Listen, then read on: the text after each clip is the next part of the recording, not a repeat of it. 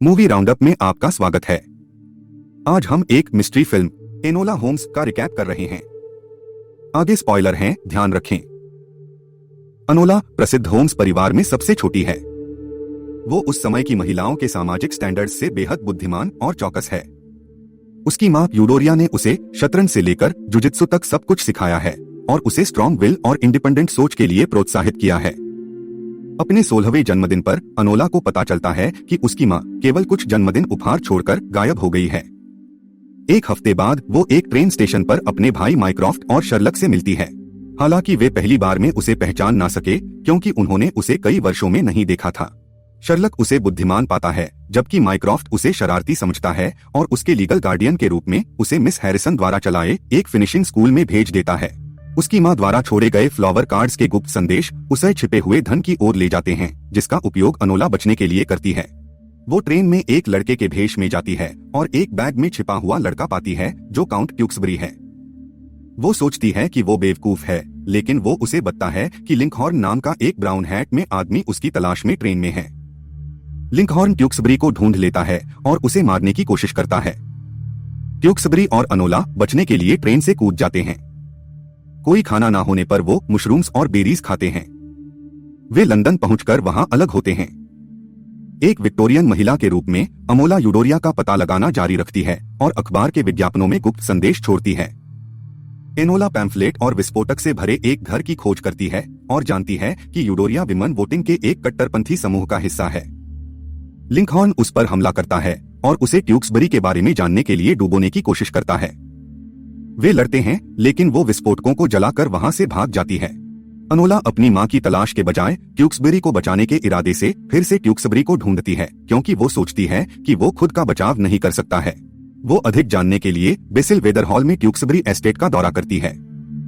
इस बीच माइक्रॉफ्ट के पास Scotland yard के इंस्पेक्टर लेस्ट्रेड हैं, जो एनोला की तलाश में हैं। एनोला कोवेंट गार्डन में ट्यूक्सबरी को खतरे से आगाह करती है। वो उसके घर जाते हैं जहां एनोला को लेस्ट्रेड ने पकड़ लिया और मिस हैरिसन के फिनिशिंग स्कूल में फिर भेजा गया। शर्लक उससे मिलने जाता है और उसके जासूसी के काम से प्रभावित है। ट्यूक्सबरी स्कूल में घुस जाता है और वे मिस हैरिसन की मोटर कार चुराकर भाग निकले। वे सड़क के अंत में पहुंचते हैं। लंदन लौटने के बजाय एनोला ने फैसला किया कि उन्हें बेसल वेदरहॉल में जाना चाहिए और ट्यूक्सबरी के चाचा का सामना करना चाहिए, जिस पर एनोला को ट्यूक्सबरी को मारने की कोशिश का शक है। एस्टेट सुनसान है, लेकिन लिंकहॉर्न ने उन पर घात लगाकर एक बंदूक से फायरिंग की। एनोला लिंकहॉर्न पर हमला करती है, जिससे उसके सिर में घातक चोट लगती है। ट्यूक्सबरी की दादी ने ही लिंकहॉर्न को कॉन्ट्रैक्ट दिया था। एक कट्टर परंपरावादी के रूप में वो नहीं चाहती थी कि वो हाउस ऑफ लॉर्ड्स में अपने पिता की जगह ले और सुधार के लिए मतदान करें। वो अपने पोते को सीने में गोली मारती है, लेकिन वो अपने कपड़ों के नीचे छुपाए गए कवच की एक प्लेट की बदौलत बच जाता है। शर्लक स्कॉटलैंड यार्ड में आता है और लेस्ट्रेड उससे 2 प्रश्न पूछता है। पहले, कैसे उसने मामले को सुलझाया, और दूसरा, कैसे उसकी बहन ने इसे पहले सुलझाया। एनोला ने आंसुओं के साथ ट्यूक्सबरी से अलविदा कहा। वो एक अखबार में एक मैसेज ढूंढती और समझती है, लेकिन यह नतीजा निकालती है कि यह उसकी मां ने नहीं भेजा।